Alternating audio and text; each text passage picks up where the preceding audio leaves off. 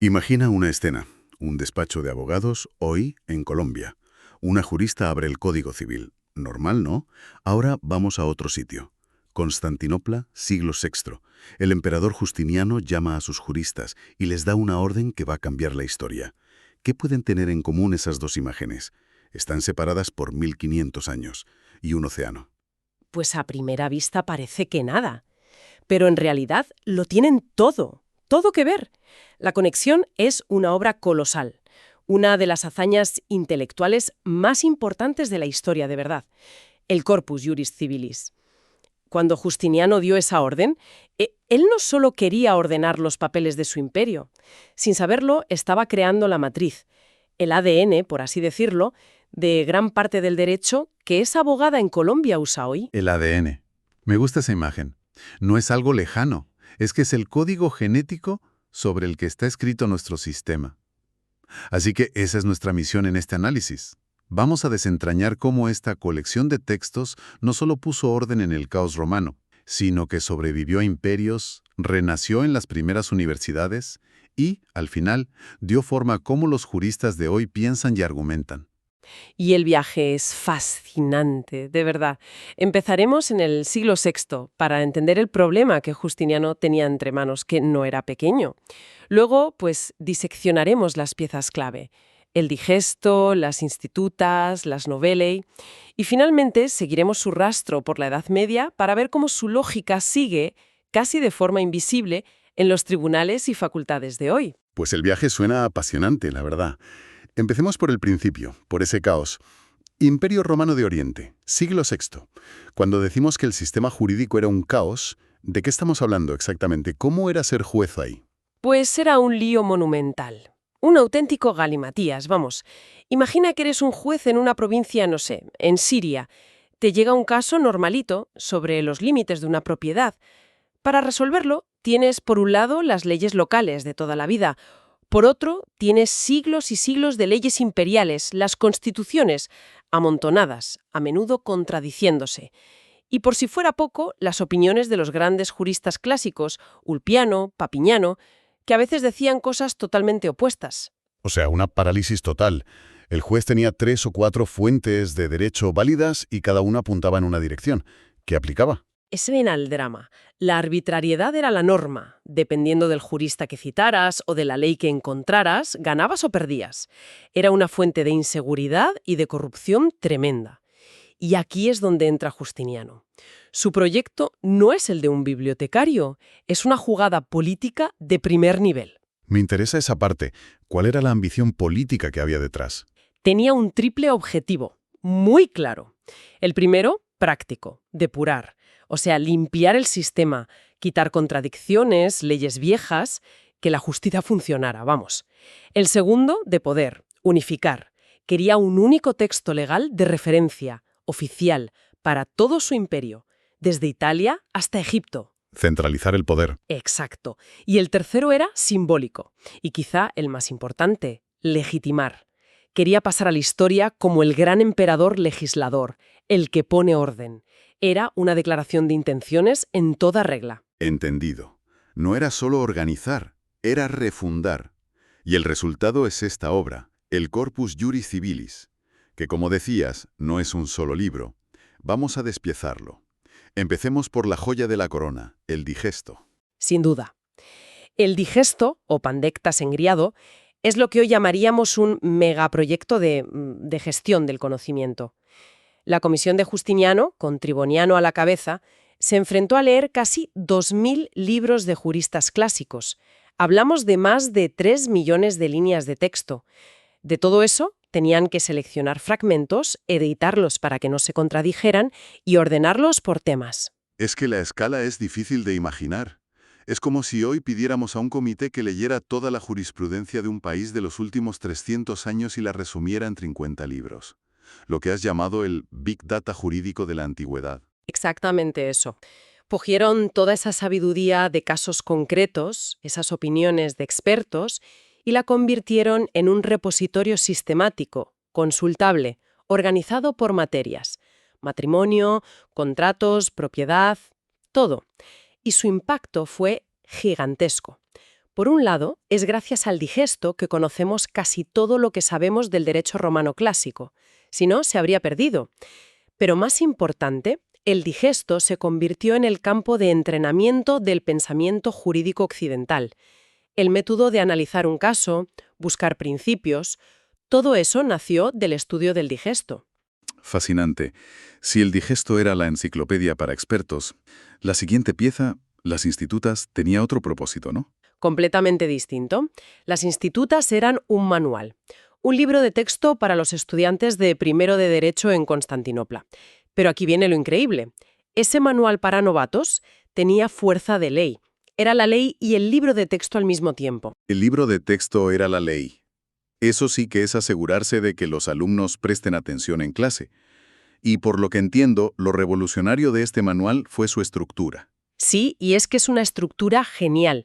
Podrían haberlo organizado alfabéticamente o por fechas, pero no. Siguieron un modelo anterior de un jurista llamado Gallo y lo organizaron todo en una división tripartita.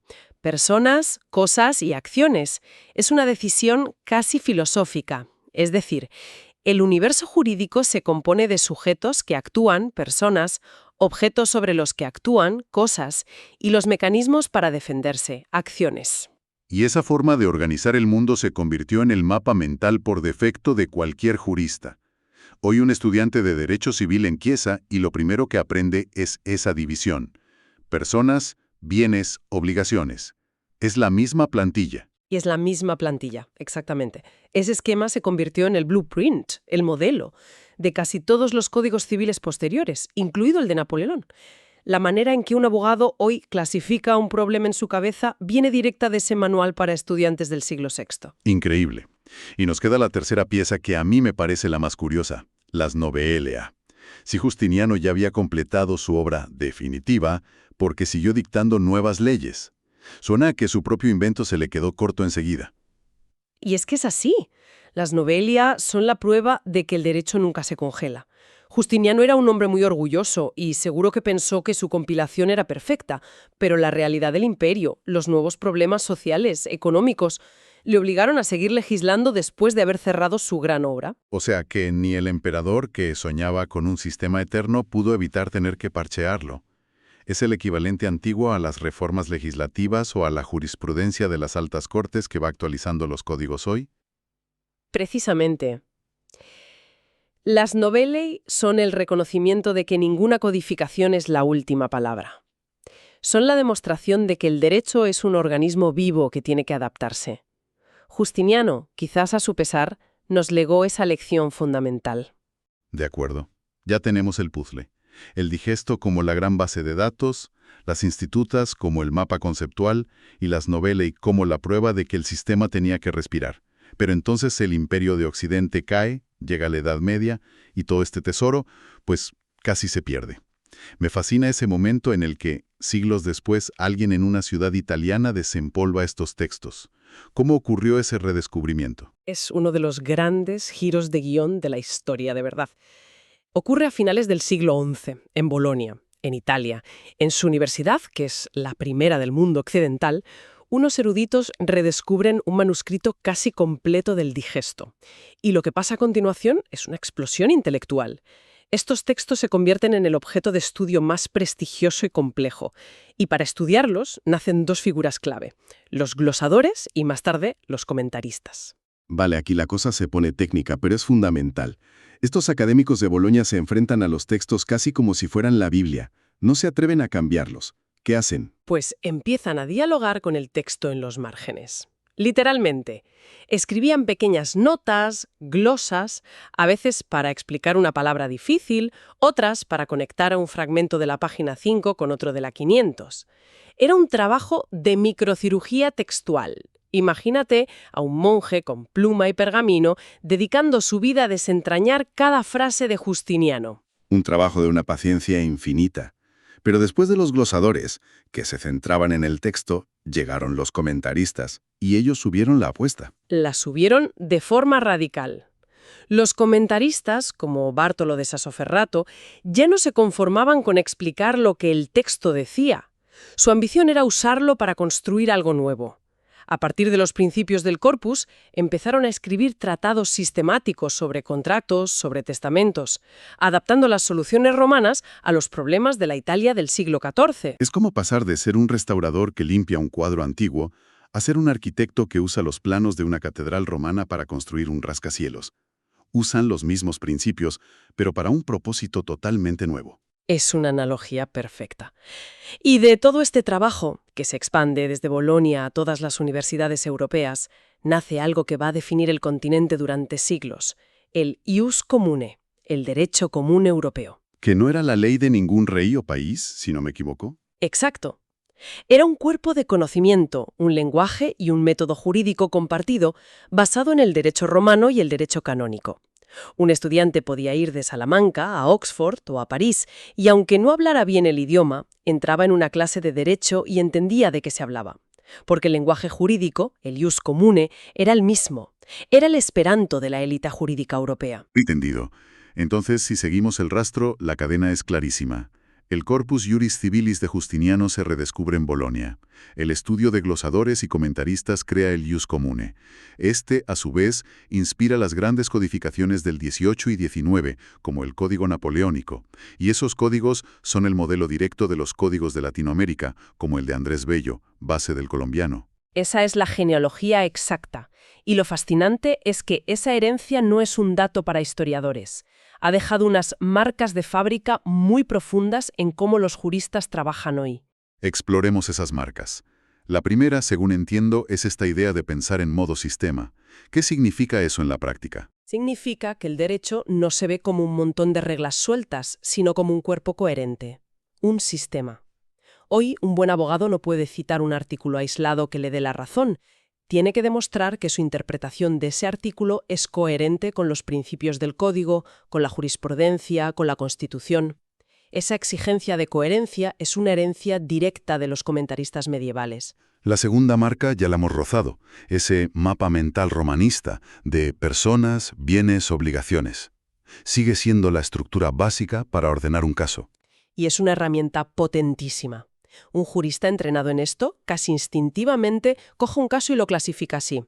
¿Quiénes son las partes? ¿Cuál es el objeto? ¿Qué obligación se incumplió? ¿Qué acción corresponde? Le da disciplina y claridad al pensamiento. Espera, porque al escucharte me doy cuenta de algo. Podríamos decir entonces que lo que hace hoy un catedrático cuando escribe un manual, o lo que hace el Tribunal Supremo en una sentencia, es en esencia el mismo trabajo que hacían los glosadores. Has dado en el clavo. Es una analogía brillante y precisa. Hoy, la doctrina y la jurisprudencia son nuestras glosas contemporáneas.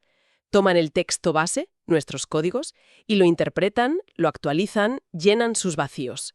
Cuando un abogado en su alegato cita una sentencia del Supremo, está replicando exactamente la dinámica medieval, un diálogo entre el texto y su interpretación experta. Es una imagen potentísima. O sea, que la próxima vez que veamos a un juez citar una sentencia, en realidad estamos viendo un eco de un monje del siglo XII haciendo una nota al margen en Bolonia. Cambia la tecnología, la toga sustituye al hábito, pero la estructura del razonamiento es la misma. De hecho, la fuente lo resume genial. Los juristas de hoy son glosadores con toga y expediente digital. Es una frase que lo captura a la perfección.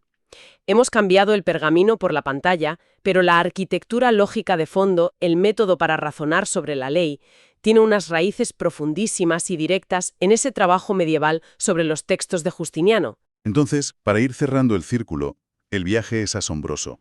Una obra que nació como la solución de un emperador a un problema de orden práctico en el siglo VI, fue rescatada del olvido, se convirtió en la piedra angular del saber universitario medieval y finalmente se transformó en el esqueleto conceptual, en la arquitectura invisible del derecho privado en medio mundo. Así es, no es una reliquia de museo, es una estructura de pensamiento viva. Un software mental que sigue operando cada día en juzgados y aulas, aunque no siempre seamos conscientes de ello. Es la gramática oculta de nuestro lenguaje jurídico. Y como siempre queremos terminar con una idea para la reflexión, una pregunta que vaya un poco más allá. Claro. El modelo de Justiniano y toda la tradición que se construyó sobre él nos legó ideas potentísimas de sistema, orden, racionalidad. Son herramientas intelectuales formidables. Sin embargo, no podemos olvidar el contexto en el que nacieron. Un mundo autocrático, sin democracia constitucional, sin derechos humanos como los entendemos hoy y, desde luego, sin ninguna concepción de igualdad de género. Un punto absolutamente fundamental. Por eso, la gran pregunta que queda abierta para el siglo XXI es esta: ¿cómo podemos seguir aprovechando la potencia analítica de esta herencia mientras la filtramos a través de los valores de una sociedad democrática?